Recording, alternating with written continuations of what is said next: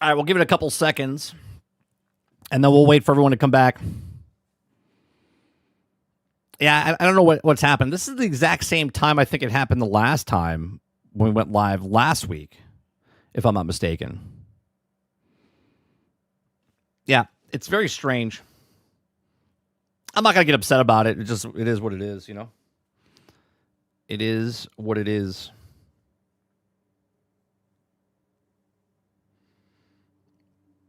Let's just give it a second.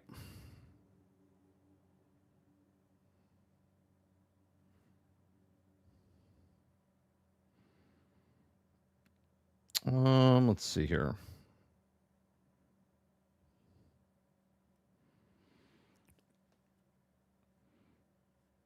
Yeah, I don't know. And now I have to switch everything over.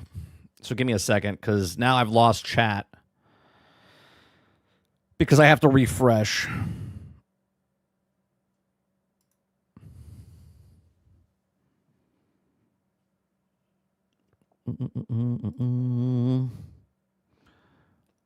Okay, chat's there.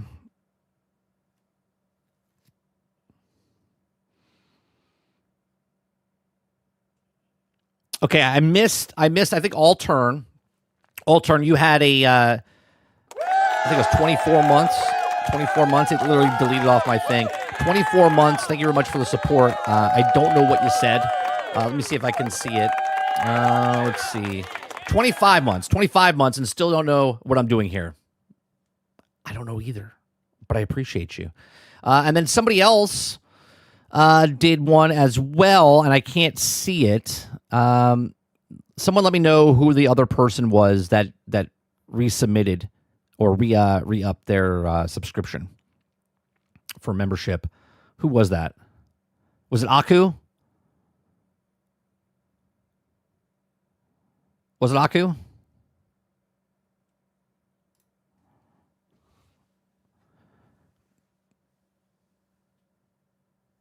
It was all turn.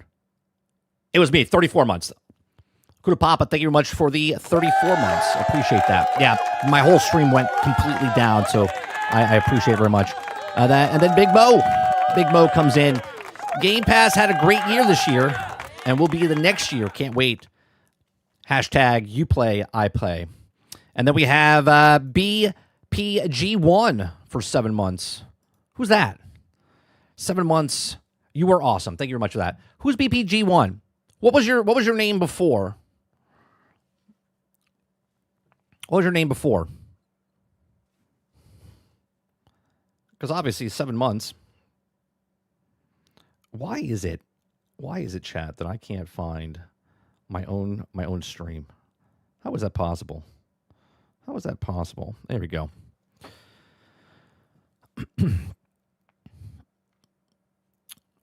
Yeah, and then Robert Jones with the $5 super chat.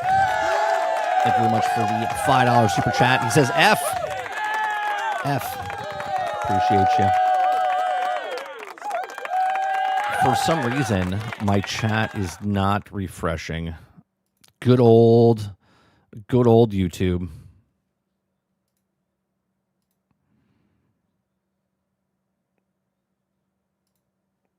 So let's get that back up and running. Active source.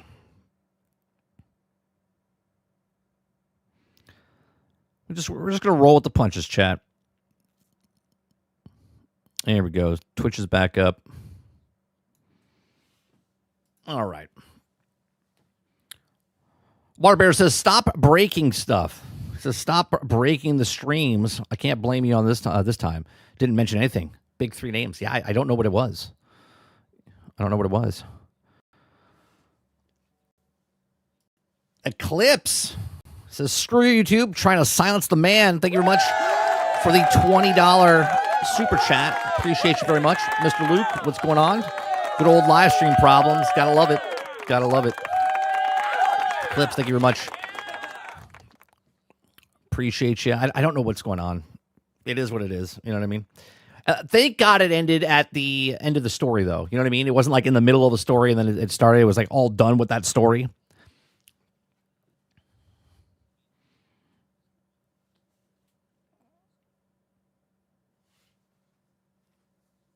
All right. Travis says, hear me out. Eclipse, I was keeping him from reading the lies, Kuda Papa said. I was silencing him. Oh, is that what it was? Is that what it was? All right. Let's go from Xbox Cloud Gaming to the next one, which is Sony. The next one is Sony. Okay. If you guys like what I do here, we do this Monday through Thursday from 10 o'clock in the morning until noon Eastern. If you like it, hit that like button, hit the subscribe button. If you like to go above and beyond, you become a member like these other people did in the channel. We also like to break the stream every once in a while, so we do appreciate you for dealing with us here. Sony billion-dollar PC boom and why skipping more Steam ports now seems impossible. If anything, just by the heading, right? Just by the heading, okay, is that it'd be harder to get away. Now, we talked about this, a month ago, 3 weeks ago, about Sony having potentially their own launcher, okay? And I talked about their own launcher saying that potentially they could do it down the line, but I don't think they're going to do it right away and if they do, they're not going to get rid of Steam, because if they get rid of Steam, they're cutting out a whole chunk of change from that, where people that are on Steam don't want to go over to Epic, or they don't want to go over to another platform. They just want to be on Steam because they've invested in that ecosystem. Okay, so Sony, okay, PC ports have generated over $1 billion on Steam, and the new data shows a company may benefit even more by bringing additional PlayStation games to PC. Of course they would. Of course they would. In the old days, when looking at consoles, right, you had to get a console to get the game that you wanted to play. So if you wanted to play Mario, you had to get a Nintendo. You still do. Okay. If you wanted to get God of War, you can only play it on PlayStation. If you wanted to play Halo, well, you could get it on Mac and PC and Xbox. But let's not look at that, because people don't look at that. That didn't exist for 2 decades. Okay. But now PlayStation sees, and they're like, wait a minute, we have potentially 80 million people that have bought a PlayStation, and yet for some reason, when a game comes out that's exclusive for PlayStation, we're only selling 4 million copies. We're only selling, 3 million copies. We're only selling 1.5 million copies out of the 80 million potential people. So as Sony looks at this and says, wait a minute, we're leaving money on the table. If we wait 6, 8, 12, 14 months down the line to put it on there, maybe we should put it first, right? That's why Helldivers did so well. Now, I understand we went from not putting games on any other platform day and date to only live service games day and date, and then we're only putting a certain few, and now it's shorter and shorter and shorter and shorter, right? So it says, since 2020, Sony has been porting a select group of games to PC after the initial launch of PlayStation hardware. Horizon Zero Dawn on Steam marked the start of the shift, and the new data set from Analytics says now outlines how these PC releases have performed over the past 5 years.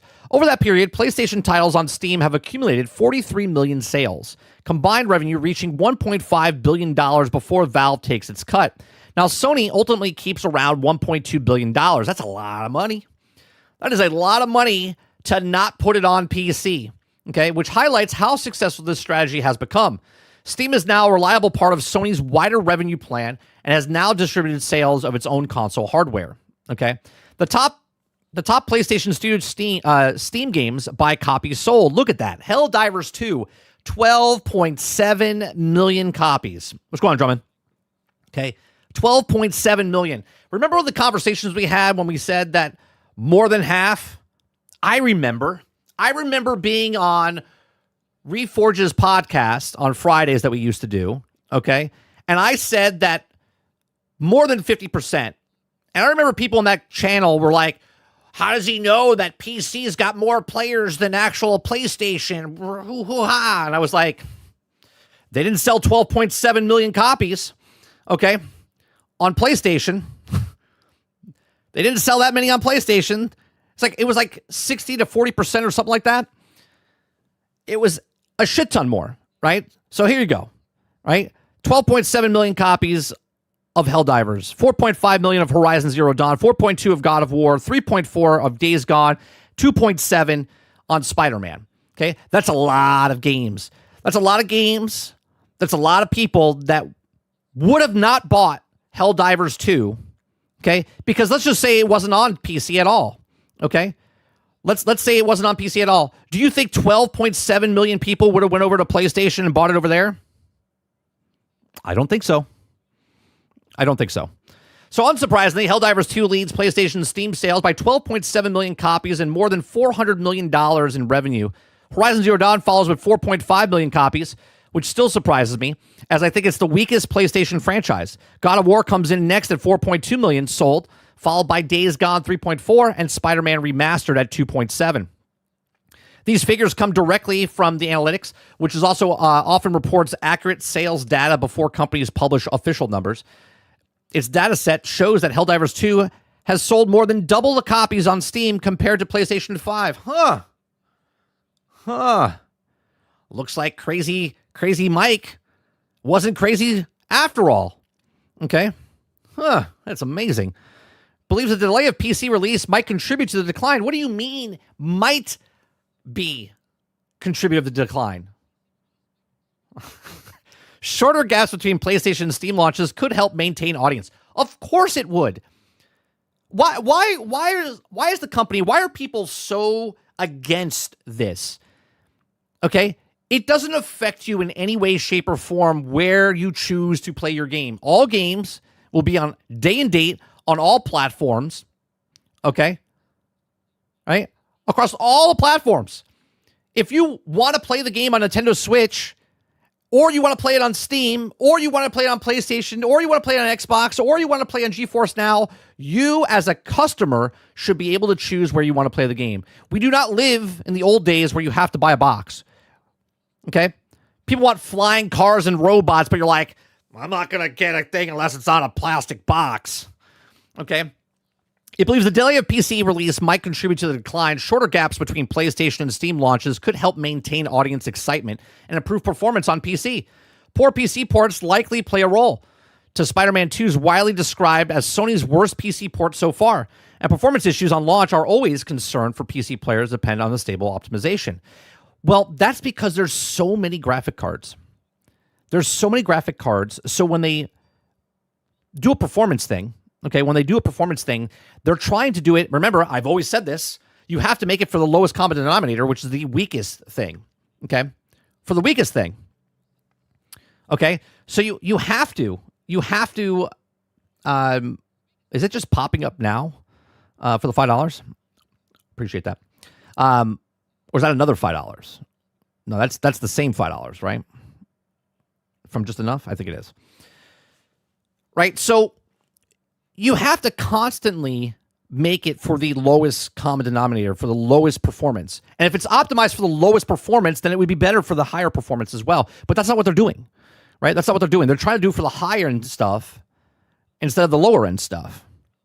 Okay? So why Sony should commit to more PC releases? Okay? Sony's Steam results show that PC ports are a reliable source of revenue. No shit. That's crazy. Even with Helldivers 2 carrying most of the weight, it is challenging to ignore the $1.2 billion earns from bringing existing games to PC. That alone makes the strategy worthwhile. Shorter gaps between PlayStation and PC launches could help sustain momentum. There's also a major PlayStation franchise still missing from Steam.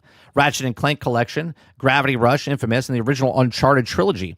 Okay, Bloodborne, Demon's Souls remake, and I feel like it's an easy wins if they could bring a significant more revenue. Okay, it says I've been enjoying PlayStation titles on my Xbox Ally X through Steam. My brain hurts just saying that. I've been enjoying PlayStation titles on my Xbox Ally X through Steam. It's like, what? And I've also been considering picking up Spider-Man Miles Morales and Ratchet & Clank Rift Apart. If Sony ports more of the catalog to PC, those games will also be playable on Xbox hardware through Xbox Ally devices, and potentially on the rumored PC-based Xbox console that is also expected to run Steam. Okay? So again, when you look at stuff like this, and I understand that each of these games is a single-player game, except for Helldivers. But the fact remains that if you don't wait and put your games on 5 years after the fact, if you don't wait 18 months, 12 months, day and date will happen for PlayStation. This is not a mark to knock down PlayStation. The market is what the market is. If you're going out to play your games, right? Think about this. A brand new game comes out. Everyone loves it, right? Everyone loves it. This is why third-party games do so well, right? A brand new game comes out. It's the hottest, latest thing, but it didn't come out for your platform. Well, guess what? You're not part of that hype. But now, if it comes out for your platform, guess what? More sales happen, more things happen, and then you make more money. These companies want to do the corporate salute. They want to go up in money, but they're like, no. I don't want to release my game the same day and date as this because then we'll lose money. Yeah, yes, you will. You will lose money. In 2025, if your game comes out and it's only on one platform, and that platform only sells 4 million copies of the 80 million people that could potentially buy it, and yet there's 3.2 billion people over here, even if you sell another million copies or 5 million copies, you're leaving money on the table because these people over here are not coming over here to buy and play your game over on this system. If they don't own a PlayStation right now, none of these games are going to make them buy a PlayStation or an Xbox or a Nintendo just for that one game. There has to be a catalog. There has to be a thing. And on top of that, if they're already in a sector, if the person comes in and has a full library on their PC, on their Xbox, on their PlayStation, people on PlayStation are not going to buy an Xbox because they have all their games, third party, first party on their PlayStation. On the Xbox, they have all their first party, third party on their Xbox. Okay? They don't want to switch back and forth. They don't want to spend $800 so they can go play a $70 game. Unless Grand Theft Auto 6 comes out. Okay? Which I think Grand Theft Auto 6 will be day and date across the board. Okay? And if not, that'll be a huge mistake for them as well. Because even though they're going to sell 40 million copies, they would sell 50 million copies if they did it. Right? But Helldivers is a live service game. Well, you know what else was a live service game? Right? Concord. Okay? Yeah. And that didn't sell 12.7 million copies. That didn't even sell 1,200 copies. Okay? It sold less than 2,000 copies.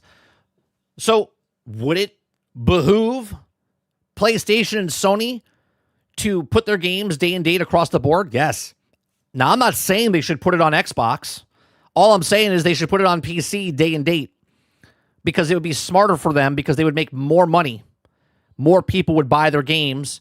And then if more people bought their games and people that were on PC and people on PlayStation, if there was 3 million people here and 3 million people over here, then you can say 6 million copies and then people go, oh my God, that game sold well. And they might go out and buy it more. They're like, oh, this is a really popular game and go buy more. Okay? So, these are just my thoughts. Let me know yours in the comment section down below. Please make sure you share, like, subscribe. Let me know what you guys think, right? Do you think Sony, as we have this conversation, I think once a week, okay? Do you think that PC ports are coming earlier for Sony? We know they are. We know we dropped from 3 years to 18 months to 14 months to less than 12 months for non-live service games. So do you think that maybe Wolverine comes out next year and it's day and date on PC? Do you think the next whatever game that they have comes out and it comes out for PC the exact same date? Let me know in the comment section down below. Let me know in the live chat. Please make sure you share, like, subscribe, and if you like what I do here, check out some of our videos. Thanks for watching.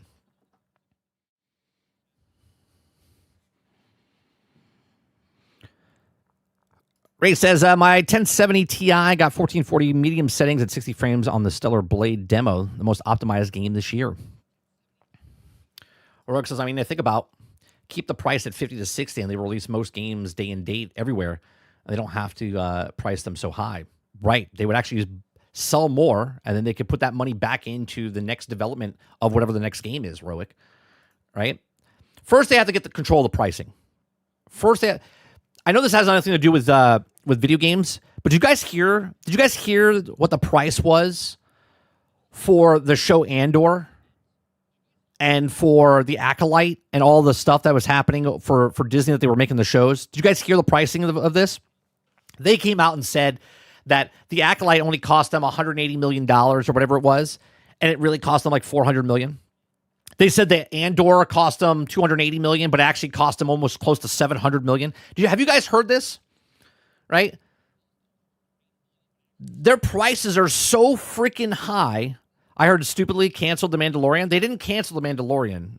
What they did was they moved The Mandalorian show to the movie is what they did. So if you want to call it canceled, I guess. But basically, they took season 5 and made it into the movie.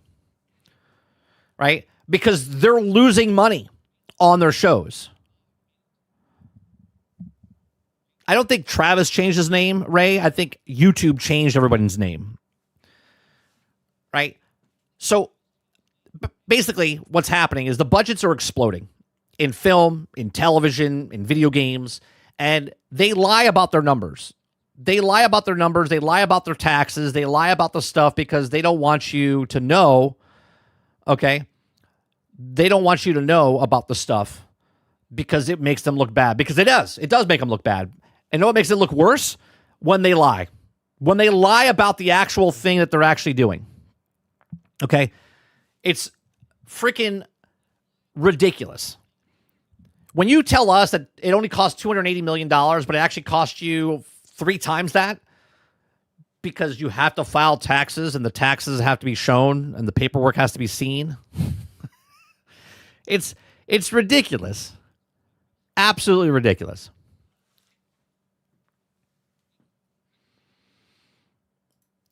User VRL says, did you pick up any games on Black Friday deals? I did not.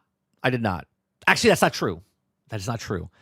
I picked up the DLCs of Walkabout Golf on VR headset. So now I own all the courses. They were like $3. I think they were like $3 a piece, $2.99 a piece. So I picked up that. I don't even think they were on sale though, but I did buy those. Was there anything else I bought for games on Black Friday? No.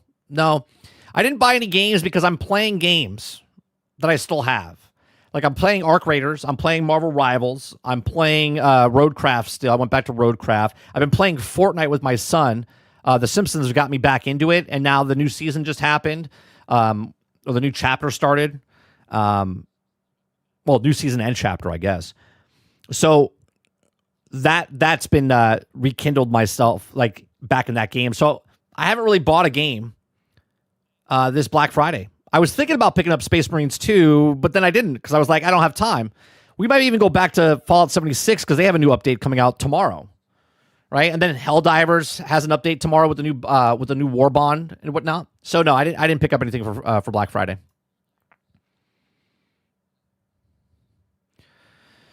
Warbear says, imagine Wolverine dropping on PlayStation 5 and PC at the same time. I think it will.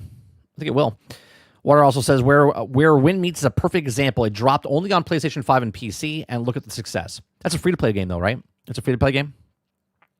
Ray says, Sony's biggest advantage here, where the Weeb games releasing exclusively on PlayStation are no apparent reason.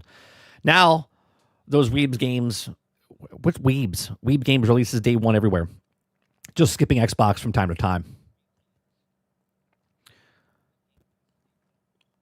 Let's see here. There's no way Sony bought Nexus, a porting company, to not port more Sony titles over PC more frequently. It's very true.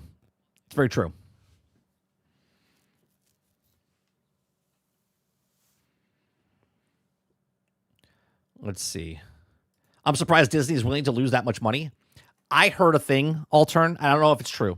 Just putting it out there. So, $100 billion in the last, I think it was 3 to 4 years, because Disney bought Fox. They bought Hulu for a shit ton of money, right? And Hulu was owned by, I believe, by Universal Business, right? And they bought that. And then they said all the money that Disney has spent over the last 4 to 5 years, $100 billion, has basically was wasted. They blew it because they put towards the streaming service. They put towards the Fox acquisition. They've lost money on movies left and right. And the money they paid for Hulu, which I don't know. What did they pay? What did Disney pay for Hulu? Hold on, let me see. What did Disney pay for Hulu? Okay. Disney financial payment required Comcast remaining stake in Hulu was $438.7 million following a valuation was settled by a third-party appraiser. It brings the total cost accurate a full control of Hulu approximately $8.6 billion initially, plus the final $438.7 million. All right, so they paid $8.6 billion for that. So basically, what Universal built with the Epic universe, Disney paid for that. Okay, Disney paid for their extension to their parks. So every time people spend money at Universal's new park, they basically they could thank Disney World, their competitors. Right? It's ridiculous. It's ridiculous. Disney has made such many, and hindsight's 2020, right? If you invest $100 billion, it could be awesome, or it could be a loss. So happens that theirs is a loss. They've spent a lot of money and they haven't recouped it. Did you guys see the sale that's going on right now with Disney for the streaming service? For the streaming service, up until today, I think it ends today, you can get Disney Plus. Okay, you can get Disney Plus for the entire year for $60 for less than $3 a month. I think it's like $2.50 or $2.99. $3 a month, you can get Disney Plus. I already have it, so and it ends in February, but I think it's February this year. But Disney Plus is giving away Disney Plus, or Disney's giving away Disney Plus for $3, $60 for the entire year. Why? Why are they doing that? Why isn't Netflix doing that? Why isn't anybody else doing that? Do you know why? Because Disney is going to take that number when people buy in, and they're going to tell you that, oh, we have 100 million users. But they don't tell you that they paid $2.99 for it. Remember when they did this to India? When they gave out, in India, they gave out the entire Disney Plus for like $1.99 for the entire year? $4.99? No, there's a cheaper than that. It's two. I think it's $2.99. It was a Black Friday deal. It only lasted December 1st.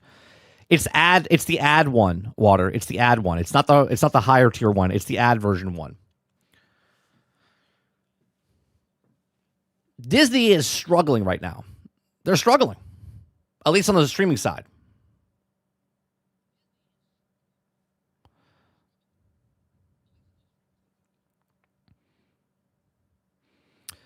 Let's see. Altered says, look at you, 30. Becoming a true VR gamer. First Walkabout Golf, next Deadpool. I've been playing Walkabout Golf for 2 years now. Since I got it's one of my favorite games on the thing. It's one of my favorite games. Speaking of that, Altern, if anybody has a VR headset and you want to hang out, we might do a night. If it's live on stream or if it's not, we might pick a night where if you guys want to hang out, we could do like miniature golf, we could do cornhole, we could do stuff like that and just bullshit and hang out, right? In the VR world.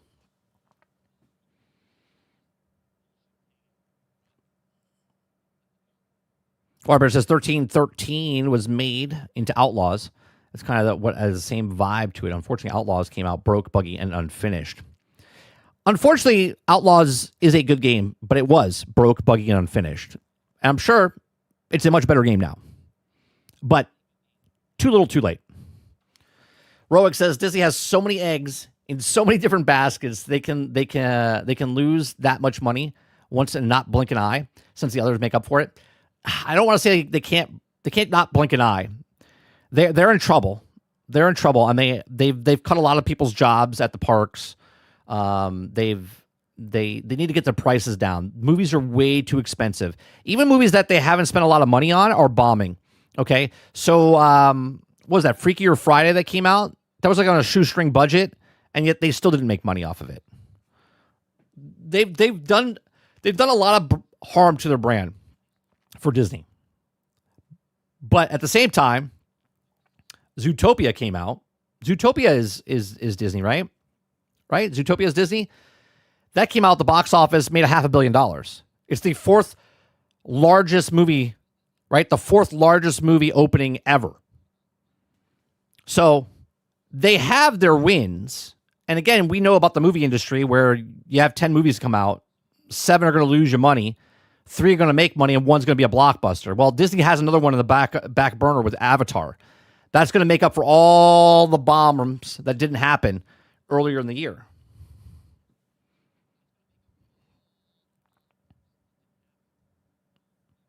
Jason says Star Wars is ass. Let it die. Let's see here. Just like Game Pass said they were also boycotting Microsoft and proceeded to stack up Game Pass and boost Microsoft revenue. It's exactly right, right? That's what corporations do.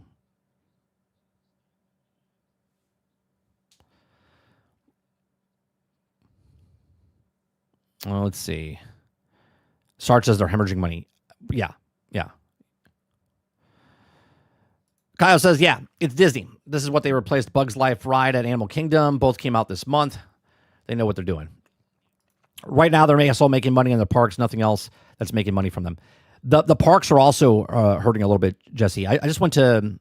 It was busy 2 weeks ago when we went to go see the beach. The Beach Boys were performing at Epcot. A lot of people were there. But we went again to Hollywood Studios, and Hollywood Studios was dead, man. There's a lot of people... When you go on a Saturday... Sunday, you're expecting the parks to be pretty packed. When you come into the park, I don't know if you're a local, you've been to the actual place, but when you go there and you get to drive all the way up almost to the gate to park and then get out and you're like right into the park, it's not a good sign, right? I'm not saying that Disney is not making money, because obviously they're making money because the prices are higher, so there's less people, but they're paying more money. Plus, there's like Fast Pass and a bunch of stuff, so they are making money. But the population, I'll be honest, some days it looks like COVID. When COVID was out and we went to the parks, it was pretty dead because they limited the amount of people that go to the park. Sometimes you go to that park and that's what it feels like.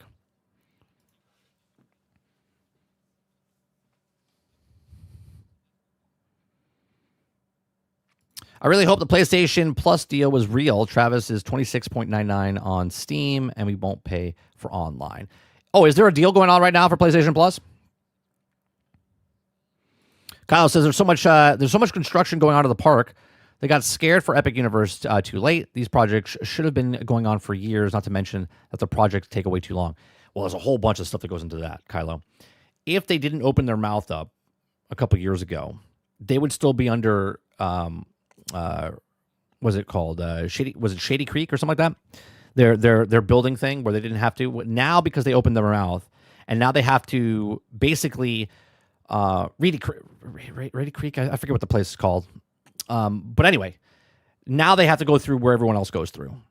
So now when they build something, it takes super long. It gets dragged along, where Disney didn't have to do that before. Disney could have built what they wanted and had stuff go through much faster, but they had to open up their... They drew a line in the sand. They stood next to it, okay, and they said, "No, we're supporting this. This is what we're doing." And Florida said, "All right, fuck around and find out." So now Disney has to do what SeaWorld does and Universal does. They have to go through their processes and get okayed before they can do anything. Before, they could just do whatever they wanted, anytime they wanted, and they screwed the pooch. So... All right, let's go to the next story, which is Epic boss Tim Sweeney thinks stores like Steam should stop labeling games as being made with AI. It makes no sense, he says, because AI will be involved in nearly all future productions. Remember what I said? I want to say it's about a year ago when I first said it. Right? Because we've always watched a lot of like AI stuff. Right? I've said it since then, but I think I started about a year ago, maybe earlier this year. Okay. I said that there's going to be a time like produce and stuff in the store. You know, when you go to the store and you pick up something, it says organic, right? And they have like a section because it says organic. But then if you really read into organic, what does it mean, right? Like, for instance, if cage-free eggs, okay, like we have a family farm, okay, and we have cage-free eggs, right? Cage-free eggs in the store, the chicken only has to be out for a certain period of time to be considered cage-free, okay? Ours roam around in the field and stuff like that, but when you buy eggs in the store, when they say cage-free, it's only there for a certain, and it qualifies for cage-free, okay? When you go to organic and stuff like that, it's like it's sprayed with a certain thing, and that's why it's organic, okay? So it's just a name. So what's going to happen in the video game space is that, or anything that people make, is it's going to have a label. It says human made, no AI created. This is what's going to happen in the future. Okay. If you guys like what I do, we do this Monday through Thursday from 10 o'clock in the morning to noon Eastern. If you like it, hit that like button, hit the subscribe button. If you'd like to go above and beyond that, become a member as little as $5. You just read news articles, give you my thoughts and opinions, reading it for the first time, get your thoughts and opinions, and we have a conversation about it. If you like it, hit that like button. All right, so Epic boss Tim Sweeney thinks stores like Steam should stop labeling games as being made with AI. It makes no sense, he says, because AI will be involved in nearly all future production. Well, this is the difference between customers and consumers, which we've been bringing up a lot lately. Okay, there's a difference between a customer and a consumer. A customer picks up the back of a product and looks at it and says, are these ingredients, are the things that people are making morally correct? Do I want to consume this? Do I want to eat this, drink this, play this, purchase this, read this, whatever it is, right? So if someone writes a book and the pages in that book are all made by, I don't know, someone smashing papyrus and making it into pages and says it was human made, okay? Or it says made in America or made in China. Someone goes, oh, it's made in China. I don't want to buy it. That's knowing as a customer and saying, I don't want to buy this because it was made here, okay? I don't want to buy this because it was done this way. I don't want to use my phone because of slave labor, and they don't want to purchase the thing. These are things that customers look at and say, hey, does this earn my money? So what Steam does is says, hey, just to let you guys know, this game uses AI. If you choose to purchase this game because of AI, it's up to you. We're just letting you know that this is made with AI.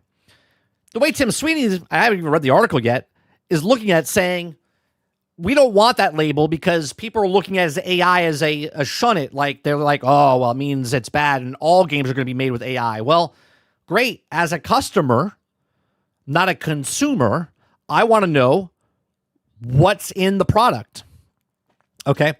So look at the numbers on Steam page store pages. Arc Raiders, for instance, you'll see a fairly prominent AI-generated content disclosure. Laying out its parts of the game makes it AI-generated content.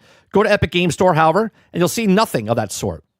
And that's the difference. That's not likely to change for any simple reason that Epic boss Tim Sweeney thinks AI disclosure are a waste of time.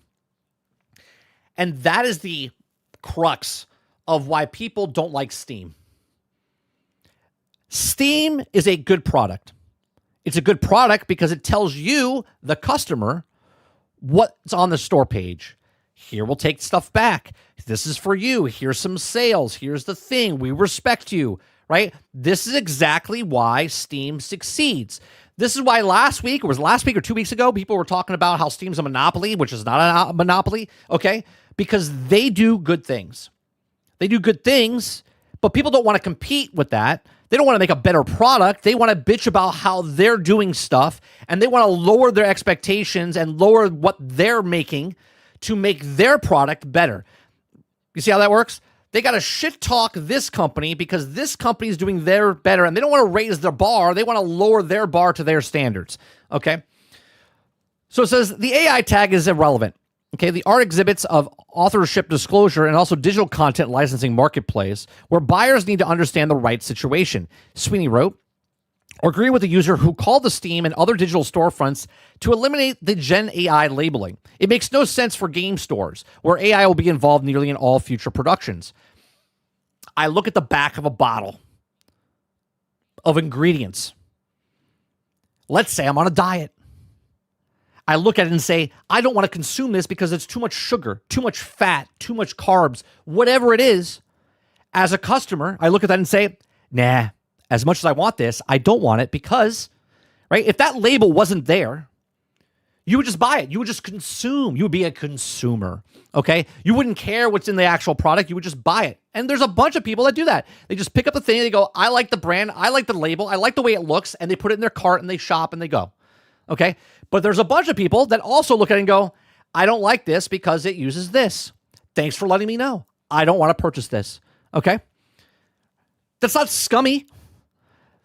That's letting customers purchase what they want. Okay.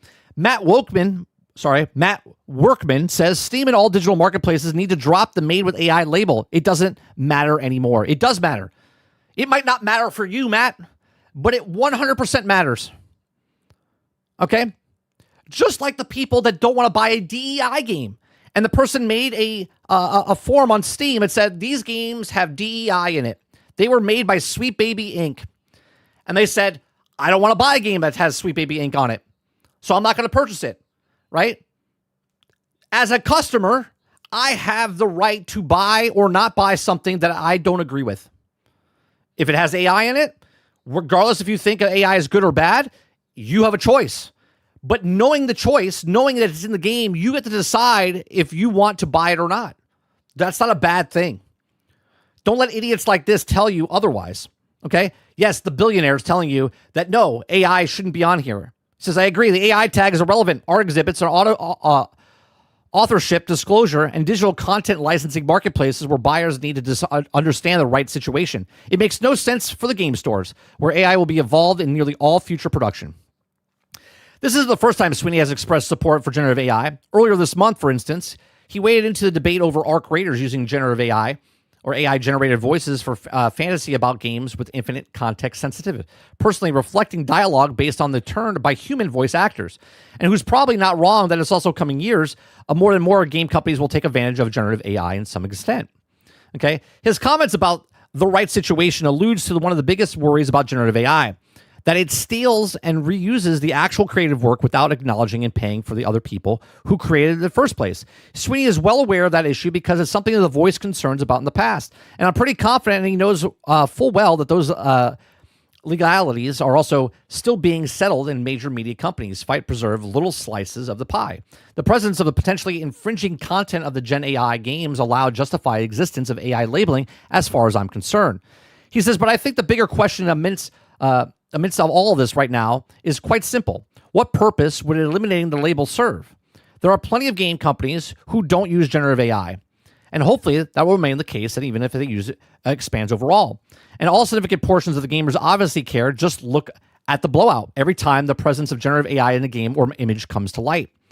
He says, I suspect that the real reason AI boosters would like to see AI labeling in games go away, not because it's irrelevant, because a lot of people don't like plagiarized bullshit in their games. And it's harder for them to make an informed decision. Exactly. Keyword there. Informed decision. Okay? You as a customer should get as much information as possible. Okay? As I tell you, right? I do this Monday through Thursday from 10 o'clock in the morning till noon Eastern. We cover news stories that I give you my opinions when I read it first online. Now, I don't need to say any of that. Okay, but I say that because maybe someone comes into my channel and says, what is this channel about? What is it like? As a customer, you look and go, you know what? Maybe I'll listen to it. Maybe I won't listen to it. I don't like the way this guy looks. I don't like the way he's talking about it. I don't like his format. But you have informed decision to make about this is what he does. Do I want to stay here or not? More information is better, not less. Less information is bad. More information is good. One's a customer, one's a consumer. Okay? So maybe someday Sweeney will get his wish. Okay? But it's also a wash in generative AI cites the sounds that are also forced to throw up its hands and surrender. But I imagine that if we do ever reach that point, we'll have plenty of other more pressing things to keep in thoughts of Occupy. Now, that's another thing I don't like. They're like, well, if it's this bad, this is the worst. No. Ingredients need to be on a package. Knowing about the stuff is better than not knowing about the stuff. We need to know. So if you care about AI or if you don't care about AI, you know that AI is being used in there. Okay? I could take my songs and tell you that I did it and tell you there's no AI involved whatsoever. Would that be a lie? That would be a lie. Okay? I tell you that I wrote the songs because I did write the songs. The AI did make the music. The AI composed the music for the lyrics that I wrote. And together we've created something. And if you want to support that, you can. And if you don't want to support that, cool. But I told you from the start that this is AI songs. Not written songs, human written, AI created. Okay? That's to let the customers know, hey, well, you know what? Maybe you like the song, but you're like, you know what? I don't want to support anything with AI. And I respect that. You don't have to support it. Okay? But if I didn't tell you that, that would be a lie. Okay? But these are my thoughts. Let me know yours in the comments section down below. What do you think? Do you think that AI should be labeled on the thing so you as a customer know if it's good or bad in your own opinion? Okay. Or do you think they shouldn't put it on there? Right. And if you believe that, then you believe that there should be no ingredients on the bottle. There should be no made in anywhere. Right. It should just be a tag. It should just be a tagless shirt. You shouldn't know where the cotton came from, and you shouldn't know where anything came from. It should just doesn't really matter. Right. It shouldn't matter that the person that's doing business is a ex-criminal. You shouldn't know that either. Right. We shouldn't put labels on things. You shouldn't know about anything. You should just consume. Just consume. But again, these are my thoughts. Let me know yours in the comment section down below. Please make sure you share, like, subscribe. If you like what I do here, check out some of our videos. Thanks for watching. What's going on, Cabbage?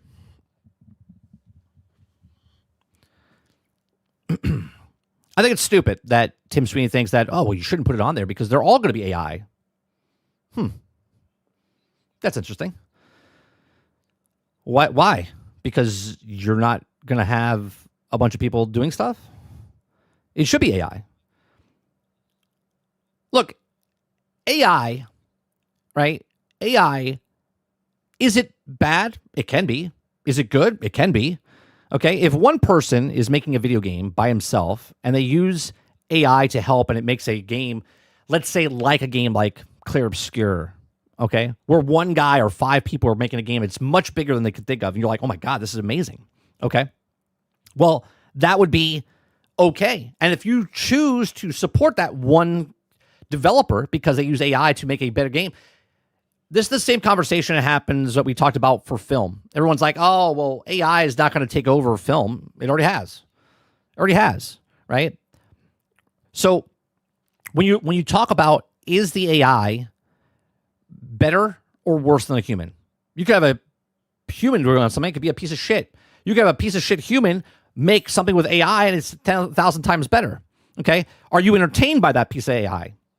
One is a customer, one is being entertained, one doesn't care about the product, but knowing about the product and knowing what's made for the product doesn't hurt you as a customer. It makes you a better customer, right? Knowing what's happening, okay, is a better thing. Okay? I just don't understand. I just don't understand why people think, no, Eclipse, we're okay. Yeah, no, there's no F here. We're still live, right? So knowing more stuff doesn't make you a worse customer. Maybe for the companies, it makes you, they don't want you to know. They're like, well, I want to pass something off. But a product, make a game, sell a game. It doesn't matter if the game is made by AI. If it's a good game, you're going to buy it. But let us know that it's made by AI.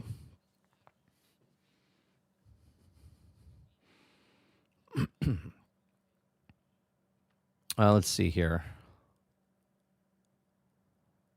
Kyle says Universal built the whole park the same time Disney World built the Tron coaster. Yeah, but you got to remember they put those permits and stuff years and years in advance. It's been like 6 years in advance, basically to get that stuff built. Kylo, what before Disney could just build stuff, and it would be done within 2 years or whatever it is. But now they have to go through the same process.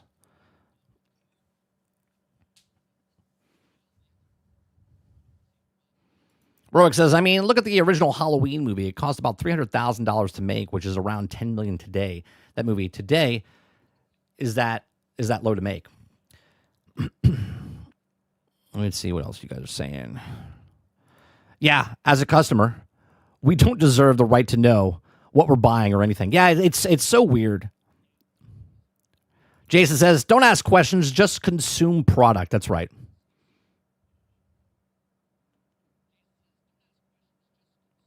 Right, exactly. It doesn't matter if everything's AI. I still deserve to know as a customer. That's exactly right. Right? That's exactly right. It doesn't matter if it's made by AI. Let me make the choice of going, oh, it's AI. Wow, it looks pretty fucking good for AI, huh? Looks fun. I'm going to buy it. Let me know.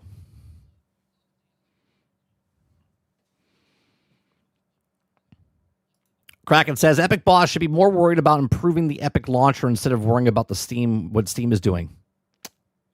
True to that, huh? Altered says, consume first, ask questions later.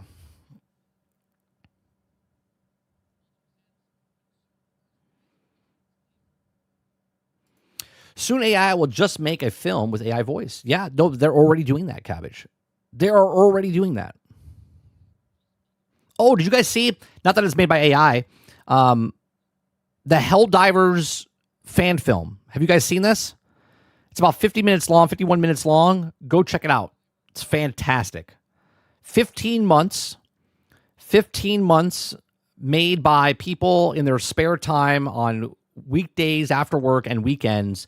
They worked on this Helldiver fan film. Go check it out.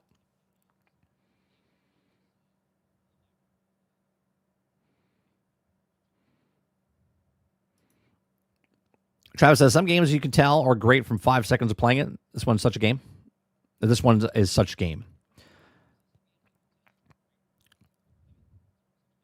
Come on, Cisco. Also tell it to Skynet. Yeah, it's coming. They push back every time it benefits the customer. Yeah, they don't want to partake, like Kraken said, right? Make a better product. If Epic made their launcher like Steam, then Steam would actually have to compete. But Steam doesn't have to compete. It just sits up here. It sits up on the throne as Epic keeps complaining, right? They don't want to make their stuff better. Epic doesn't want to make their stuff better. They want to keep hitting these guys so they can loosen the and bring theirs down. They don't want to make a product better. They want to make the other product shittier so they can compete. Quintar says, sorry, you thought you bought a Lamborghini. In reality, it's a Pinto. Yeah. We've been using it longer, and most people think. One example is something that was called AI, was called a spell check. I mean, if you hit the button, it reviews the whole document for errors. That's an excellent point, Roic. AI has been around for decades in some way, shape, or form. It's just now that AI has exponentially evolved and it is completely something different, right? Like even AI, when you do a search in Google for the last, I don't know, decade and a half, where you're like typing in something and all of a sudden it knows what you're going to, like what the sentence is going to be. That's an algorithm. That's AI, right? Like there's so many things that people look at, but now AI is this word, sort of like organic, right? In food business, or what's another like word that everyone uses now, right? DEI, right? Everyone loves when they find an acronym and they know something, they just keep using it over and over and over, and it kind of like desensitizes us, right? The internet's been around. AI has been around for decades. All right, for AI, in some way, shape, or form.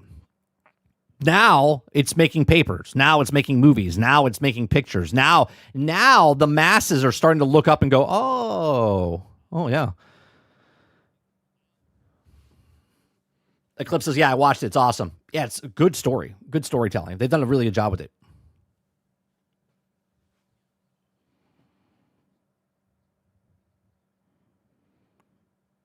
Yeah, it's been almost 10 years since the Epic launcher, and the only thing they've added so far is a shopping cart and gifts. Didn't they just add the gifts?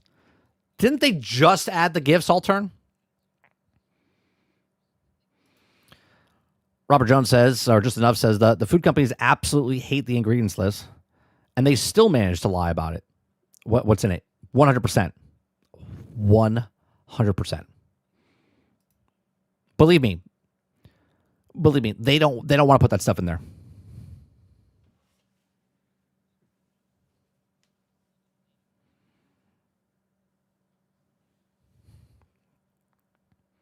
Eclipse says, yeah, I remember when Friends was asking about it. There was a smart guy talking about the future of spell checks and telling your computer what to do.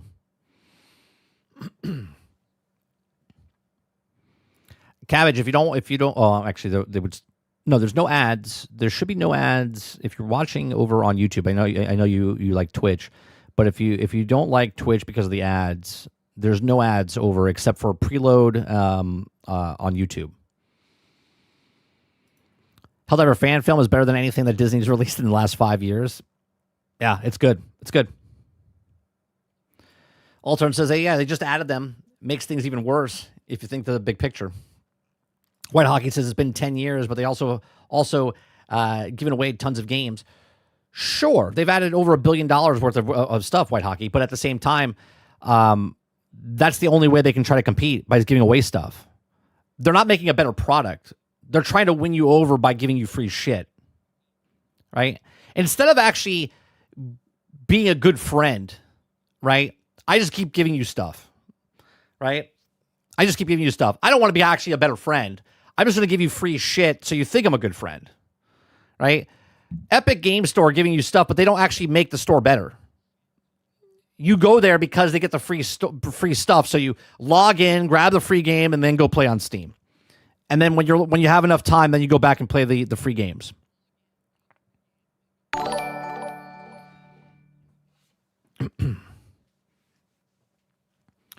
Cabbage, thank you very much for the sub on Twitch. I appreciate that. Microsoft Clippy, the paperclip technology, was AI as well back in the day. Yeah, 100%. It's been around forever, but now AI is a thing, right? AI is the buzzword. Roic says, is the Helldivers vid as good as the Red versus Blue Halo series? I would say yes. As a fan film, it's done very well. It's done very well. You'll like it. It captures, in my opinion, the Helldivers fan film captures Helldivers 1,000%. The jokes, the way you act in there, it's very good. Go watch it. Go watch it. It's very good.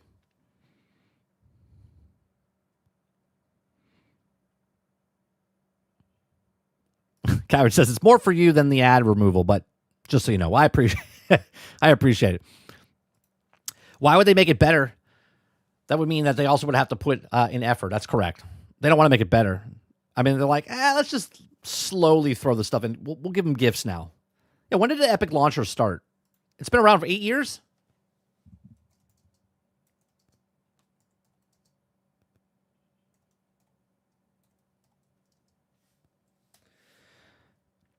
$2018. Yeah, 7 years. 7 years they added a gift cart, or I'm sorry, a shopping cart and a and a free gift. Amazing. Minimal viable product.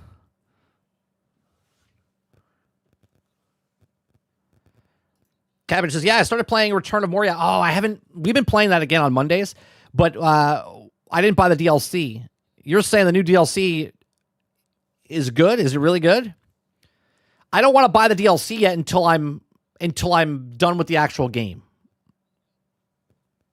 So worth it? Okay, that's good to hear. That's good to hear. Buy it now. But I haven't finished the game yet. Me and Aku haven't finished the actual main campaign yet.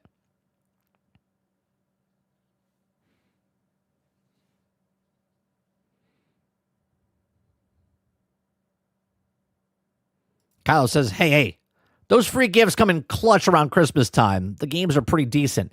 I'm not saying the free games that they're giving away are bad games, Kylo. What I'm saying is that they don't want to make the product better. They're just giving you free stuff to make it look like, oh my God, Epic gives out free games. Aku says, 30, I'm not available tonight, but I'm playing. It's okay. Tonight, we're going to be playing the Cosmic Invasion game anyway.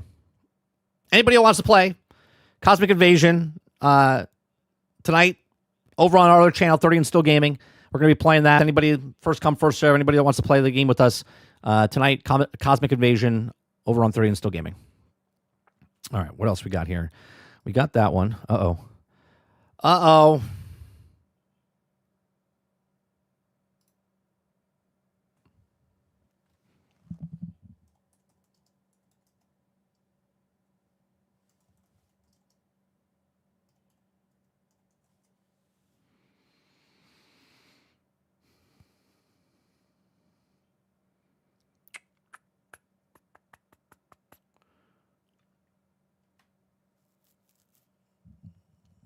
I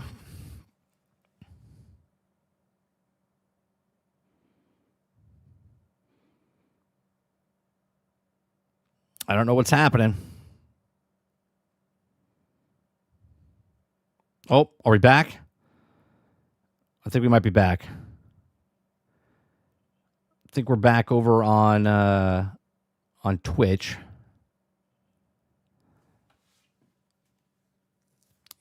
I think we're back. We're back. Fantastic. I don't know what's happening, but it's happening. Yeah, I'm not sure what happens there. You know what it might be? It might be because of we're dual streaming. It might be because we're dual streaming. I'm not sure. Even though my speed of my internet, it makes no sense.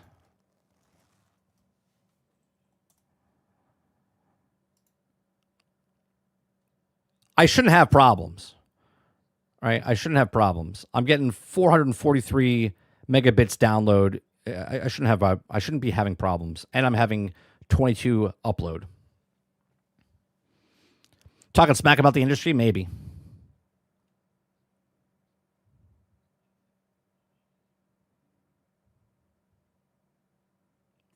Yeah, no, it's definitely my end. We're having a problem again over on YouTube. It says not receiving enough up, and now it's okay. Yeah, whatever. Is it the PC or the net? I don't know. It doesn't look like it's my computer. My computer is fine on my end, Jones.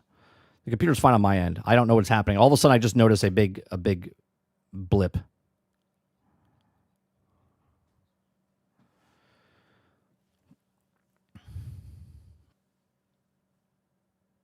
Yeah, I got 4.5, almost 4.5 down and 22 up.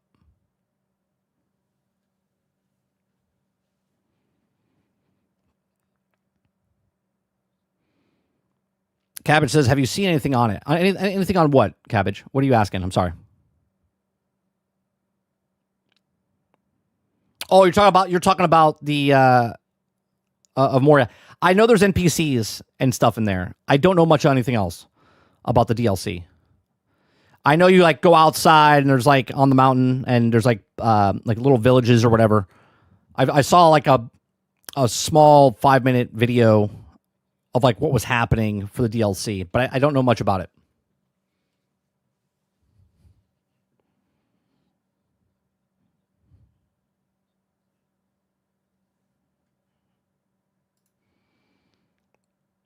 All right, we got that one done. We did that one. All right, the next one is about Arc Raiders. Arc Raiders has been out for a month. It's doing very well. I haven't played it in about 4 or 5 days myself. But Arc Raiders, 1 month later, Arc Raiders is still dominating on Steam. If you guys like what I do here, we do this Monday through Thursday from 10 o'clock in the morning until noon Eastern. If you like it, hit that like button. Hit that subscribe button. If you'd like to go above and beyond that, become a member as little as $5. 1 month later, Arc Raiders is still dominating on Steam. It's officially been 1 month since the release of Embark Studios' hit extraction shooter Arc Raiders, and still holding its position as one of the Steam's most popular titles according to SteamDB. Arc Raiders is still on the Steam's top sellers, most wishlist titles, and most played games over 30 days since its launch. When Arc Raiders was released on October 30th, it was certainly anticipated, but it's also likely few expected to explode as much as it did. Within a little over a week after its launch, it's already peaked at more active players than Battlefield 6 and wasn't even phased by the arrival of Call of Duty Black Ops 7. Soon after that, it was proven that there's something phenomenal, especially considering how niche, though decreasingly so, extraction shooter have been historically. Now, Arc Raiders' Steam performance across the first month says while Steam player counts aren't everything in cross-platform game like Arc Raiders, they still offer a glimpse into the extent of the popularity. A closer look at the peaks over the first month helps show how interested in both the risen and also settled over time. So November 2nd, it was 354,000. Then November 9th, just 7 days later, it was 460,000. Then November 16th, it went up another 20,000, all-time peak for 481,000. And then down 1 week later, on Thanksgiving week, it was 449,000. According to SteamDB, the data Sunday in Arc Raiders' most popular time to play, with each of its weekly peaks occurring around 20 o'clock or 21 o'clock UTC, being at November 2nd, just a few days after it released. Arc Raiders saw its first peak reach at 354,000 players on Steam alone, with the following Sunday seeing nearly 30% increase in that count. Was also 460,000 November 16th. Marked by the biggest day of Arc Raiders yet, with the peak reaching an all-time high of 481,000. And while the next Sunday only peaked at 449,000 only. I love when they only say only. That is less than 70% drop, nearly 27% higher than its first peak. Now, a month out from the launch, Arc Raiders is still number 3 on Steam's top sellers, though it also could technically count as number 2, right behind Counter-Strike 2, with the top most seller being Steam Deck, was also a constantly higher daily player count than Battlefield 6, reaching a daily average of about 367,000 players versus Battlefield 6 daily average of 220,000 player. Considering why people still play Arc Raiders, as well as what they have yet to come for the game, for the numbers also can continue to rise, even though beyond the peak of already achieved. Now, while people are still playing Arc Raiders, because it's a good game, that's why. The reason Embark extraction shooter is still holding on to players' attention a month after launch is because the core loop has proven to be satisfying. Even after multiple repeats, Arc Raiders' physical-driven feedback, tangible atmosphere, iconic audio design. I love every single article I've seen, every single video I've seen about Arc Raiders. Everybody talks about the audio design. And yet, the Game Awards, the one-all, be-all of awards, did not nominate, and they only have 5 in that category, by the way. They could put 6, but they didn't pick Arc Raiders for sound design, which is just weird, okay? Uncommon for the genre to all contribute to a long-term popularity. There's also plenty of to do in the game, thanks to its live service structure, like completing quests, preparing for Arc Raiders, Expedition Wipe on December 21st, participating in live events, ranking up the trials, and competing for Raider Deck for free cosmetic and Raider tokens to spend in the store. Even though some players also have already completed most of these things, Arc Raiders still has more to come and just around the corner. I don't know if it says, even though, some players, okay. I was like, it's the right word. Yes, some players, very small group of people have finished the actual thing. Arc Raiders is far through leaving footprints in the Steam's top charts. It's possible will retain its positioning amongst the most notable titles on the platform, arriving very soon in its Cold Snap update, which also reschedules add a host of new content to the game. New snow-themed map conditions are coming to the game, limited time event called Flickering Flames, new quests, and new Raider Deck is coming to the game. Needless to say, players should have plenty of fresh reasons to jump back in soon. Furthermore, Embark's long-term vision of extraction shooter extends far beyond 2025, as the studio has confirmed ongoing content additions well into 2026 with no fixed seasonal model, but updates released once they already are ready. In other words, it appears that Arc Raiders' month-long Steam domination may only be the beginning. So let's look real fast. Let's go look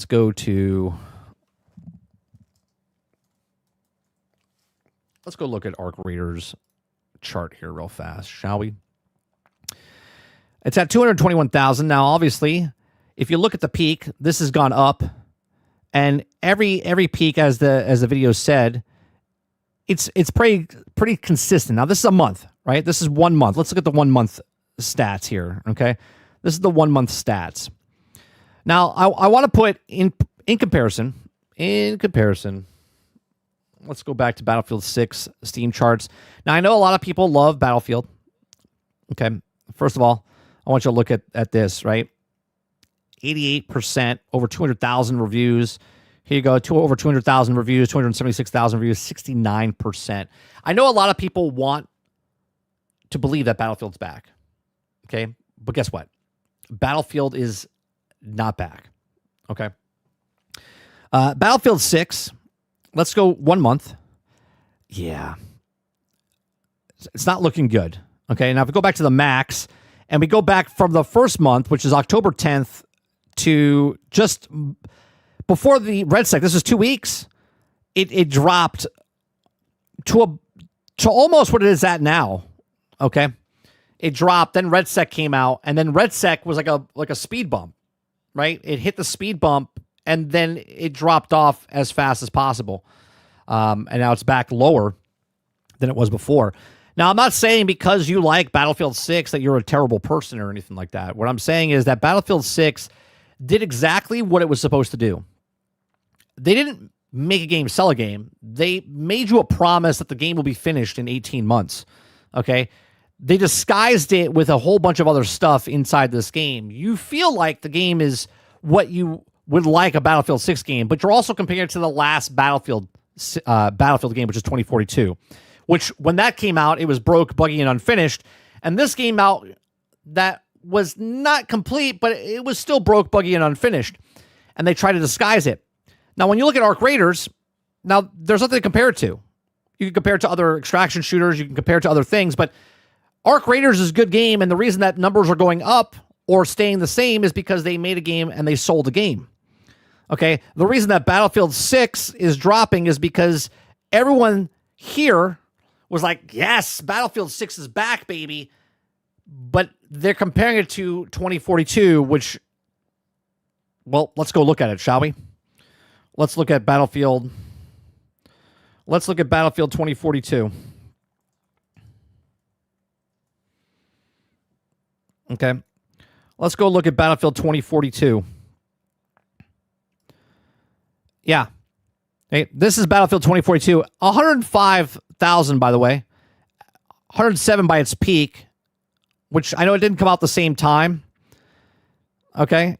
But this is what happened, right? So when you compare this to this, obviously Battlefield 6 looks a whole shit ton better because you're comparing it to the older one. So this is why Battlefield 6 looks fantastic. Now, Battlefield 6 will be fantastic, but it's just not fantastic now. Okay? If it was, you wouldn't see people leaving the game. They wouldn't be going to other games to play other games because they would be playing this game. Okay? Again, just go 1 month, right? They went from 564,000 peak to 244,000 peak, losing half of their player base. Arc Raiders 1 month later, okay, has gone from 354,000 to 418,000 because the game is a more complete game. And when I say more complete, I mean complete. And I'm not saying complete like it's not broke, buggy, and unfinished. Battlefield 6 is promising you, oh, RedSec's better, oh, Portal's better, all these maps are better. But they're going to fix these things over time. And that is the reason that Battlefield 6 is failing in the long haul. Now, obviously, it's very successful. Very successful. It's sold over 10 million copies, supposedly, because it sold you a bill of goods that's not there yet. You want it to be good, but it's not what it used to be. But it is better than 2042. But these are just my thoughts. Let me know yours in the comment section down below. What do you think about Arc Raiders? Do you think a month from now, do you think by the end of this year, Arc Raiders will maintain these numbers? Or do you think it will dip? Do you think it will be less than 100,000 by the end of the year? We'll find out. Please make sure you share, like, subscribe. If you like what I do here, check out some other videos. Thanks for watching.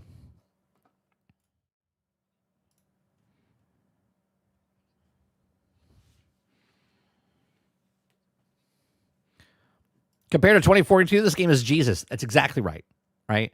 When you compare Battlefield 6 to 2042, Battlefield 6 looks like the greatest Battlefield game ever to land, right? EPREB says Battlefield 6 shows all signs of being rushed. It was supposed to be out in spring, late next year. 100%. 100%. Remember, there was talks before Grand Theft Auto 6 was pushed out of this year. There was articles that we talked about on this channel about Battlefield 6 said that they're pushing it, and it's supposed to come out by March of next year. Then all of a sudden, Battlefield 6 announced that they're coming out in May of 26, and all of a sudden, EA was like, Battlefield's ready. It's coming out, right? It's coming out in October, or I'm sorry, what was it, September? No, it was October 10th, right? It's coming out October 10th. And you're like, wait a minute, I thought it was supposed to come out in March. And then all of a sudden now it's coming out this year. And it came out, and you know what? Congratulations. It did what it was supposed to do. It sold a crap ton of copies to people that were hyped on the game. They did the job. They did the job well, right? I don't think they broke even yet, by the way. Between the marketing campaign, what they spent for 5 years making the actual game, I don't think they made their money back. Even with 10 million copies sold, I don't think Battlefield made its money back yet. Again, just my speculation. We don't actually have numbers.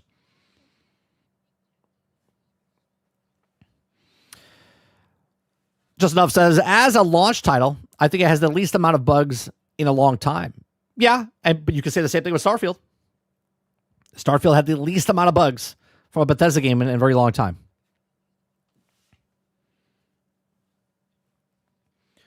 Roex says, I think that once the numbers start to dip, AR will add a PvE mode of some kind, and it will surge again. Oh, you're saying Arc Raiders, when it starts to dip, they will. I do believe that it will add a PvE mode for sure. Okay, we're going to have this conversation. A lot of people, again, I always find it weird that I get what they're doing, right? I get that they want PvP in the game, and we're going to have this conversation every month for the next year, maybe years, okay, if they should add or not add or whatnot. But people that want PvP, people are like, oh, yeah, no, it has to have PvP. It really doesn't. It really doesn't. Look at Battlefield 6. It has bots and people play against bots. Look at Marvel Rivals. People play against the bots, right? AR, okay, Arc Raiders, you could just go up against the bots and people would be okay with that, right? The people that are playing Marvel Rivals right now in PvP game, are they upset that people are playing against bots? No, they're just playing the game that they want to play. They're just playing the game against people that want to play PvP. What would be any difference? What's going on, Argus? Okay, like, do you know what I mean? Like, what would be the difference?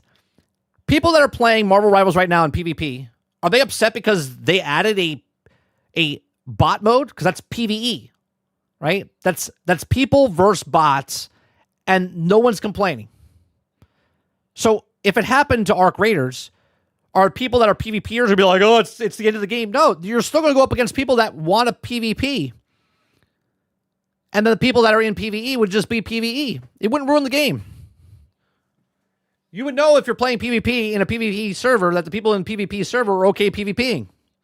And the people that don't want a PvP would be in a PvE server. If the PvPers leave the PvP server to go play PvE, well, guess what?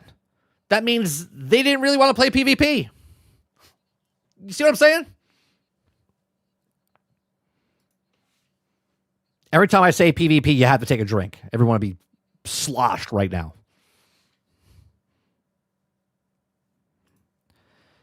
Travis says, other than the whole planet traveling with your bug was worse than almost all of Skyrim bugs combined. Other than the whole planet traveling with you bug. Oh, that's the asteroid, not the planet. Yeah, like a little asteroid. Yeah. No, that wasn't worse than some of the other past bugs. The difference is the loot grind without PvP. It will definitely be easier, and they should nerf loot or tune up the PvE enemies in a PvE only mode. But why does that matter? Think about that though for a second. Why does that matter though, Jones? If it's easier, right? If it's easier, I could literally go in to a PvP and just shoot you dead and take all your shit. Or I can go grind that stuff in a PvE. So which one's easier? Shooting someone in RNG and killing them and taking their shit, or going to PvE and getting RNG, exploring the whole planet, taking the full 30 minutes and then getting out? Which one would be easier? Quintar says, I bet their player count would actually skyrocket in PvE.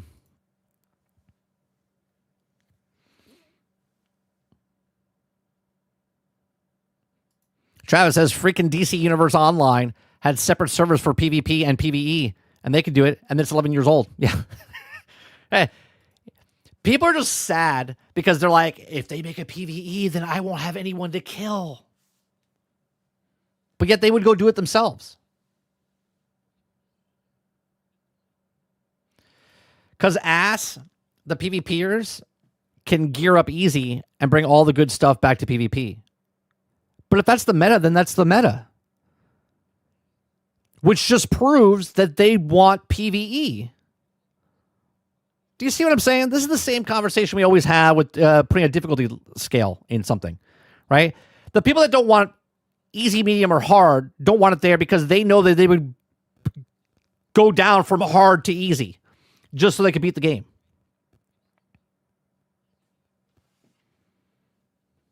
Altern says, probably, yeah. People that want Arc Raiders PvE only are playing Helldivers 2 or Space Marines 2.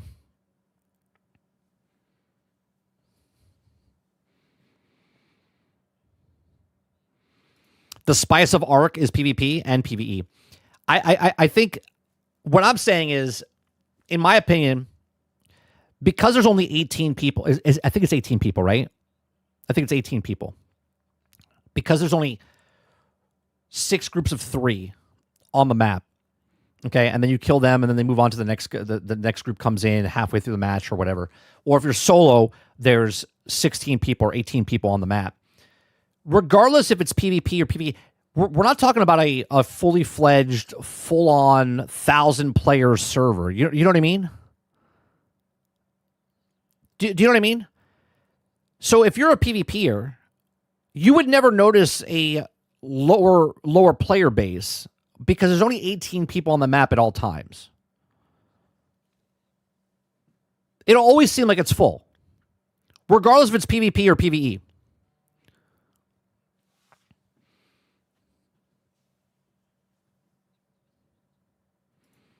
I don't know. The moment I had this weekend would never happen in PvE only.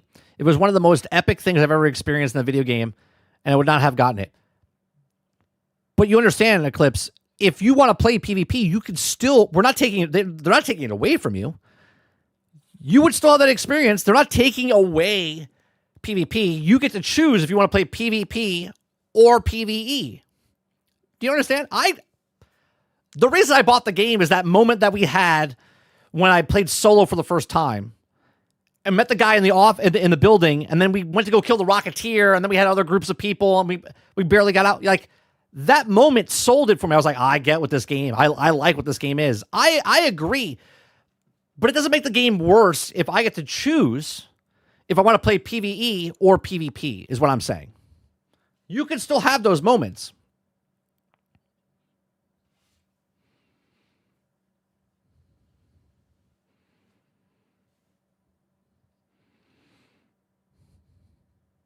Let's see.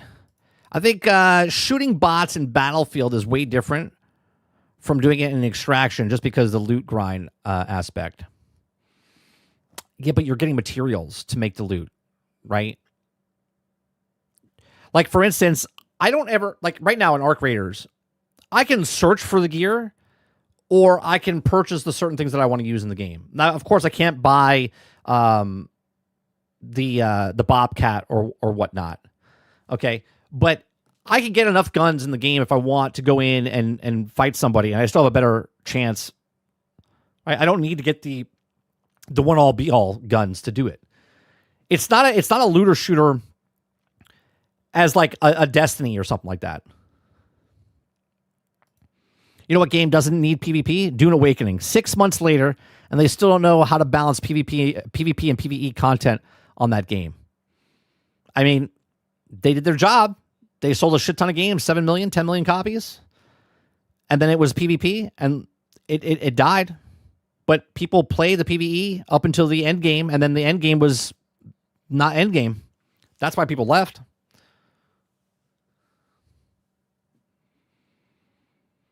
So what's the difference between adding PvE and PvP? Fortnite was mainly a building BR, but then a few years later, they added no build mode. Did that make Fortnite worse? No. It's right. That's a great example, I'll turn, right? There's no build, there's blitz, there's regular mode, there's a whole bunch of things. There's more things for people to play if they choose to play it. Now, they added bots. So if there's less people playing the BR or no build or whatnot, there's still, you feel you're going up against the people and you feel good about yourself because you're still winning or you're still losing or you're still completing stuff. They've done a really good job distracting you in Fortnite. So you feel like you're being entertained because you have to do quests or you have to do whatever in Fortnite.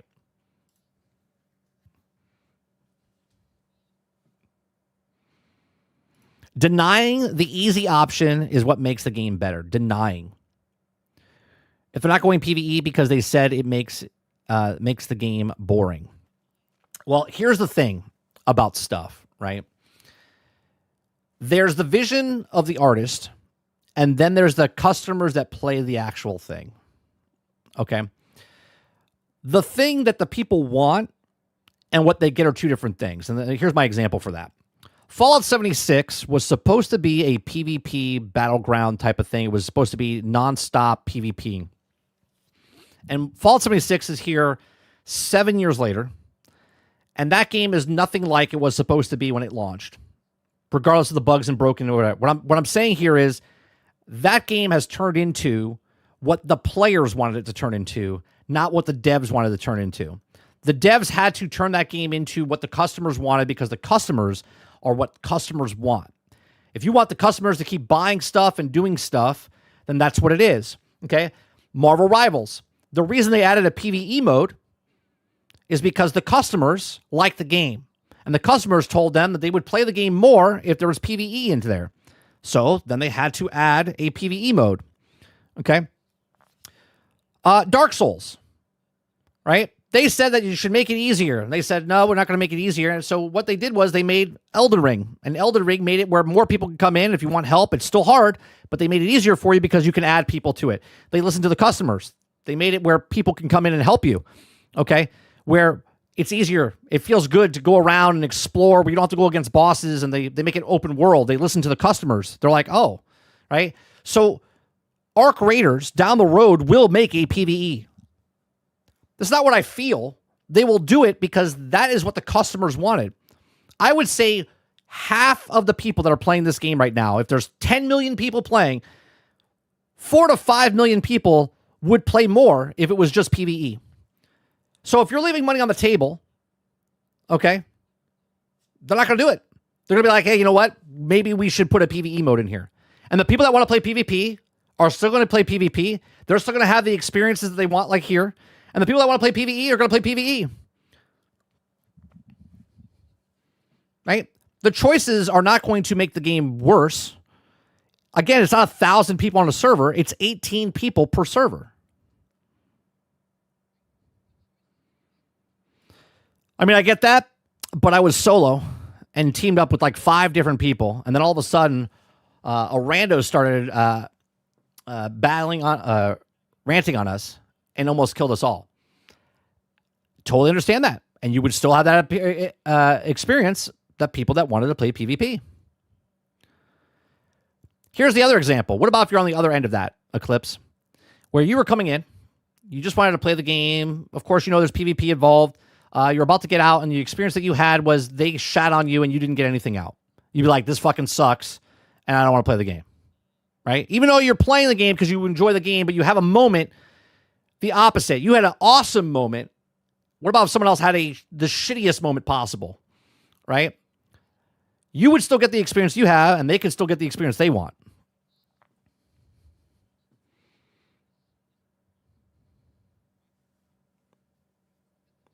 But one guy survived, and he revived us all back. It was so good.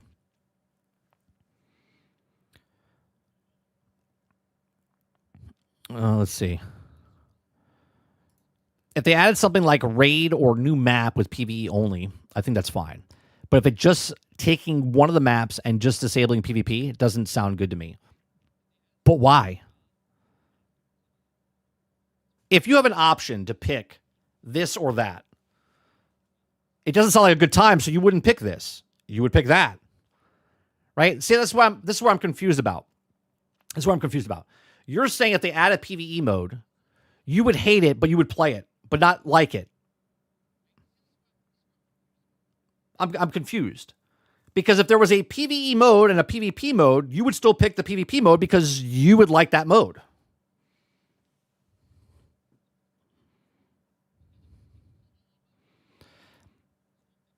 Emperor Rep says, Arc Raiders sold, build, and marked self on PvP VE. They aren't changing that. Okay. Take a screenshot of this. Click. I'll be happy to come back and say, see, I told you they're going to add a PvE mode.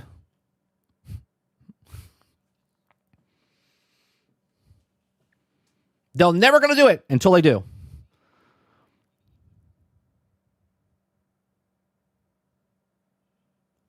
Sard says, I'll take that bet.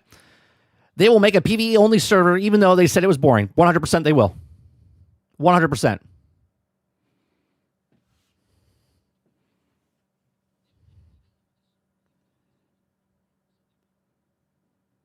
The deal with Arc Raiders is that the player interaction, the choice of the players that actually make in the round.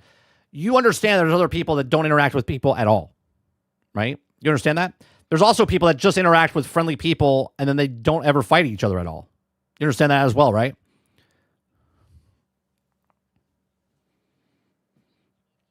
You guys are selling me on the stuff, and I'm with you.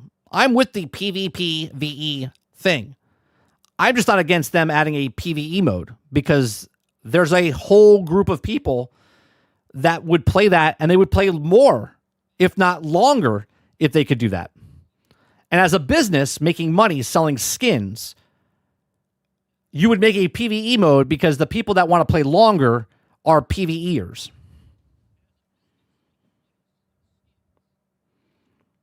I explained why earlier, the fairness of loot grind when it comes to PvP. There is no fairness to loot grind, Robert.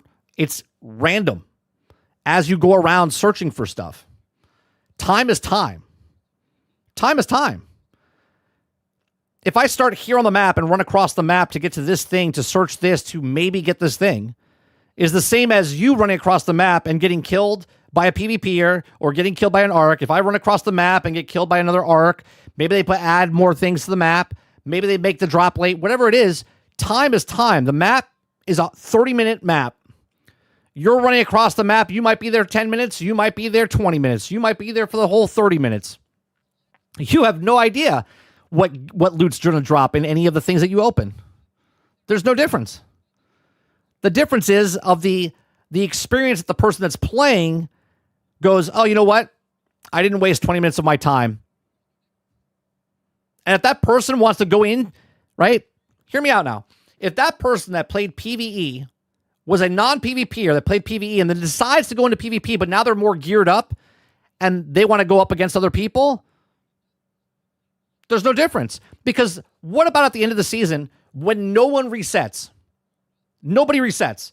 They don't take the expedition. Okay? I got 150 hours in the game. I got all the gear. I got all the blueprints. I got all the stuff, but I don't want to reset. I'm going to keep my stuff. Now the person that resets has nothing. Is that fair? They decided to reboot their character, to get a new character. The other people keep all their stuff. What's the difference?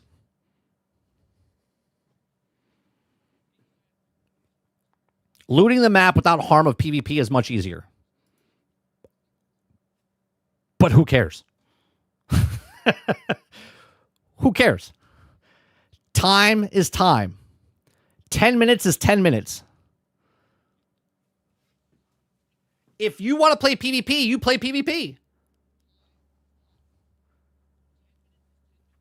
So what you're saying in this world that you're creating is that the PvPers are going to go down to PvE, level up super fast, and then go into PvP. Hello? That's what they're doing right now. PvPers run around getting richer and richer because they're with groups of people, and they finish the content faster than anybody else. Right? That's always going to happen. It's always going to happen. Nothing changes. Roic says, why would options be a bad thing if they wouldn't be changing your experience? They'd just be giving other people the ones they want. Exactly, Roic. Looting the map without the harm of PvP is much easier. So on a different topic, no different topic.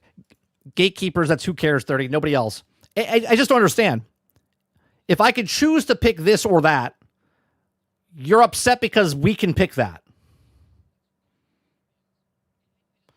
It also might take all the friendlies out of PvP, so you lose the charm of the guy friendly or not. So, QXC, is that his name? You mean the guy that walks around saying, I'm friendly, and then shooting you in the face? You mean that guy? Because really, he wants to be friendly. Friendly. Boom, boom. Right?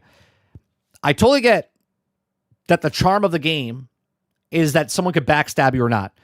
But there's a bunch of people that don't want to play that way. So what they choose is they don't play at all. And if they don't play at all, then they're not selling skins. If they don't play at all, then they're not getting the deck build or whatever that they want to sell. Right? The game, the customers, the corporation wants to make money. So if they don't give what a percentage of the population wants, then they just leave. Then they lose money. then the only way they make money is if the people that are playing spend more money on the things that are in the game, right? So you're looking at it as a gamer that you want this because this is the way the thing is. The corporation looks at it and says, these people want this, these people want this, maybe we should give them both what they want so we don't lose.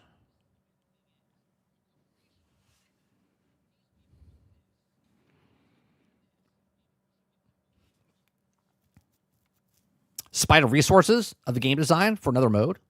There's no difference of different, nothing changes. You're doing a PvE mode and a PvP mode. You're not taking different resources to make something different. You're just taking a thing out. You're just taking a thing out.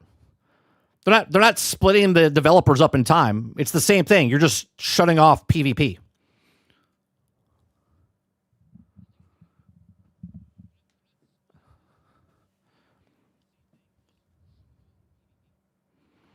This game is a success because it's not Helldivers, because it's Arc Raiders. Okay, again, I'm not against what you're saying is the game is successful. I'm not saying that they should, like, not do the thing. What I'm saying is they're giving more options for the people because the large percentage of the player base wants a PvE mode. I'm not looking at it from a gamer perspective. I'm looking at it from a business perspective. And the business perspective is you will start losing people because the rich keep getting richer and the other people that don't have as much time as streamers and people that are unemployed that play games are never going to catch up to those people. Right? Again, from their own design standpoint, there's going to be people that reset at the Expedition, and then there's people that don't reset at Expedition. And if they don't reset, then the people that don't reset are going to have an advantage over the people that do reset. So there is no difference if someone wanted to play PvE the entire time and then jump into PvP, or if they just separate PvP and PvE modes, because the people that want to play PvP are going to play PvP. The people that want to play PvE are going to play PvE. I like PvP. I also have a single set of goals for the game like that, like this. Either let me fight the bots or fight humans. I like the game what it is. But I also can look at it and say they're going to add a PvE mode. Because there's way too many people that want a PvE mode. Again, Marvel Rivals PvP game. Yet they're adding a PvE mode. Well, why? That's going to ruin PvP. Oh my God, it's going to ruin PvP. No, it's not. People that want to play PvP or play PvP. People that want to play PvE, play PvE.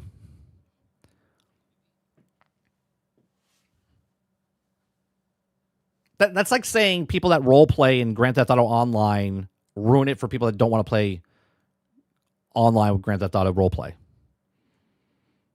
You have an option to go play this or go do this.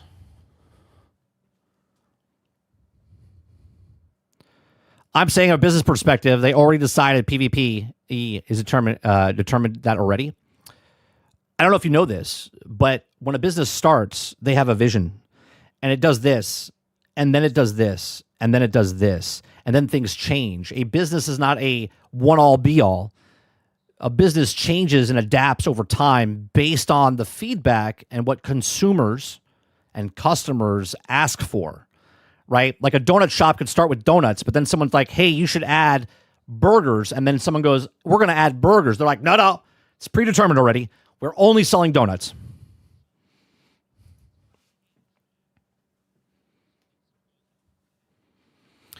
Iron says PvP players just worry because they know they'll give people an out, and they don't know if they will. There's several other games that said that they will, and they changed and added separate modes. Of course they did, because from a business standpoint, they have to change.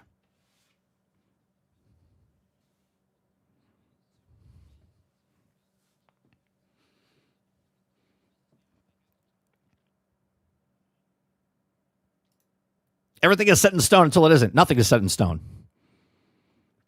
Aku says, 30, I want a PvP and PvE, not both. They've been saying since the Gambit in Destiny 2, I've hated PvE forever. DTJ775 says, guys, got PlayStation 4 at launch, played all exclusives, Sold it when PlayStation 5 came out. Got also a Series X. Sold Xbox in February. They still have PlayStation 5, but rarely play it. Just waiting for GTA 6. Not an online gamer.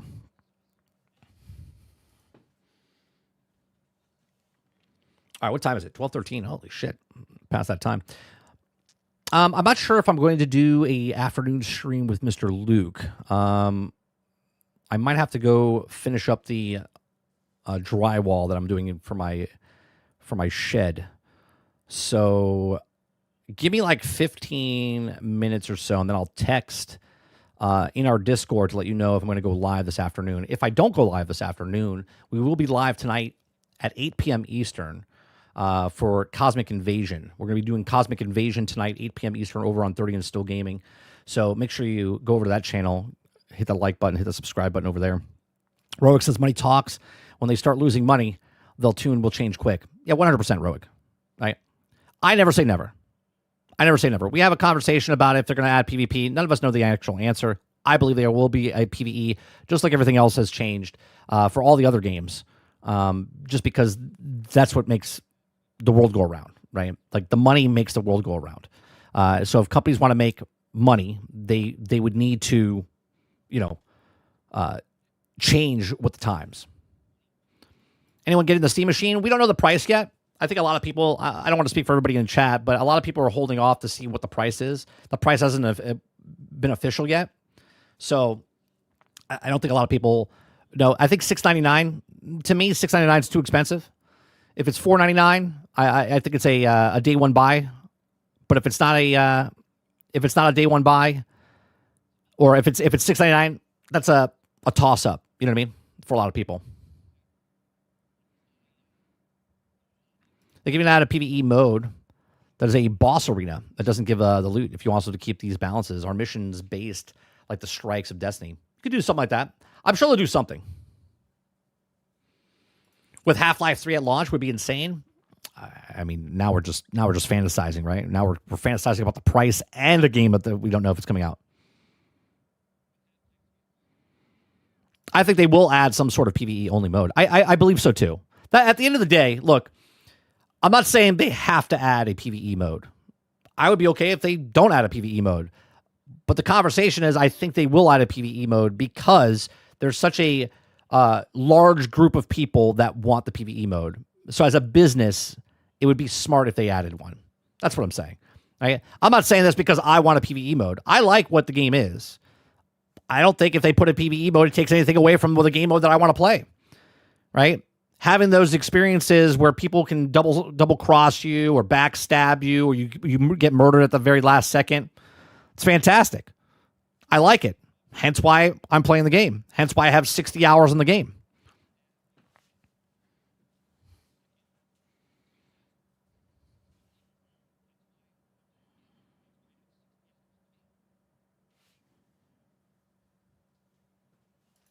Arc Raiders not even nominated at Game Awards, right? Or am I wrong? No, it got nominated for 2 awards. Best ongoing game, I think, and multiplayer. Should be it should have been up there for audio design, but I think those are the 2. Exactly, Roic. Supply and demand. Supply and demand. All right. That's going to do it for me. I appreciate you guys coming out for the very first show of December. Appreciate it. Hit that like button. Hit that subscribe button. If you'd like to go above and beyond that, become a member as little as $5. We are live Monday through Thursday from 10 o'clock in the morning until noon Eastern. We might be back this afternoon playing video games over on 30 and Still Gaming. If I'm not back this afternoon, we'll be back tonight, 8 p.m. Eastern, for some Cosmic Invasion. Appreciate it very much. You guys have a great rest of your day, evening, or night, wherever you are in the world. And I'll see you guys in the next one. Peace.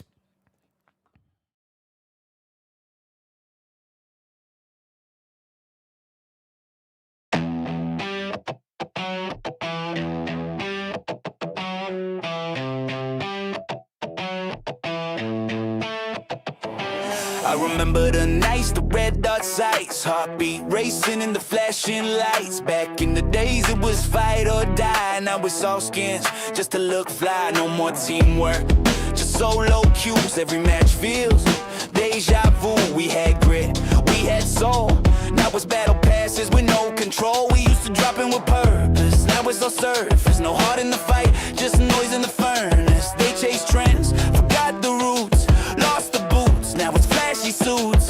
Call of Duty. What happened to you? You were the fire, now you just fumes. From modern warfare to a neon dream. You lost your edge, forgot the team.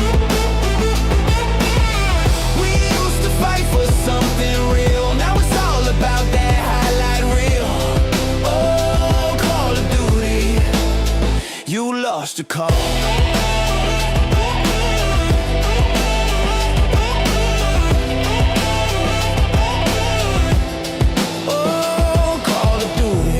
Remember search and destroy. Every round we'd hold our breath, boy. Now it's all flashing moves and noise. Microtransactions kill the joy. No more brothers on the same side, just randoms and rage on the live mic. Skill-based match kills the vibe. I miss the days we just drop and ride. Go soap and price had soul. Stories that cut right through the code. Now it's just operators sold. Another skin, another mold. You start Treyarch's Infinity Sledgehammer 2. Who's gonna bring back the truth in you? Call of Duty. What happened to you?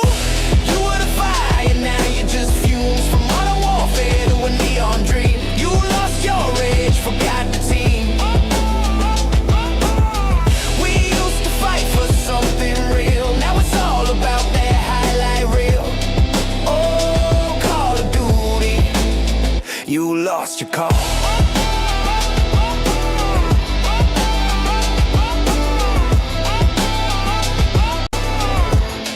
Oh, Call of Duty.